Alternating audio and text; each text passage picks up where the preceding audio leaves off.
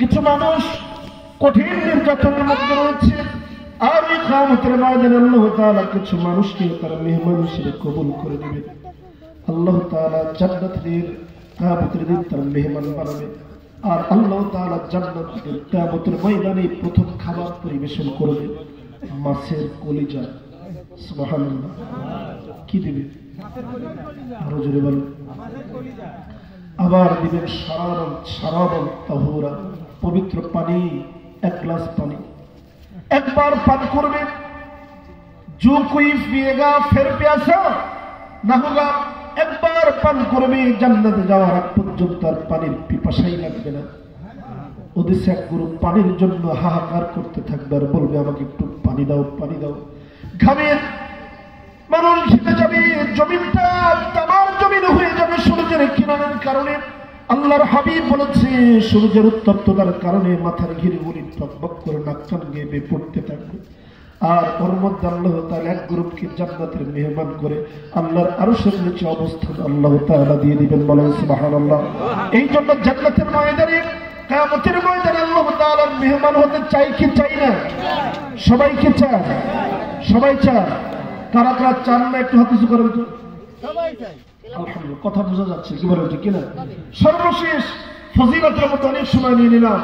পবিত্র কোরআনের ওয়ালা দাল্লিন পর্যন্ত পড়তে অক্ষর লাগে 124টি। কয়টি? 124টি। আল্লাহ তাআলা এই পৃথিবীর মধ্যে নবী পাঠিয়েছেন 1,24,000 পয়গম্বর। কত?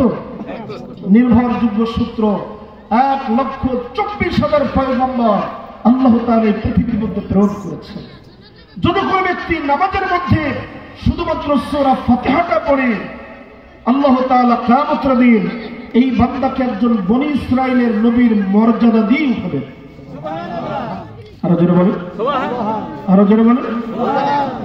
কিন্তু পার্থক্য থাকবে এতটুকু যে উনি নবী, ওনার একটা সাইনবোর্ড আছে, কিন্তু উম্মত মুহাম্মাদীকে সে সাইনবোর্ড দেওয়া হবে না, কিন্তু মর্যাদা সেম কোয়ালিটি। সুবহানাল্লাহ। তাহলে নামাজের মধ্যে সূরা ফাতিহা ঠিকমতো পড়া দরকার আছে। অনেক মুসল্লি আছে 40 বছর নামাজ পড়ে এখনো সূরা ফাতিহা ঠিক হয়নি।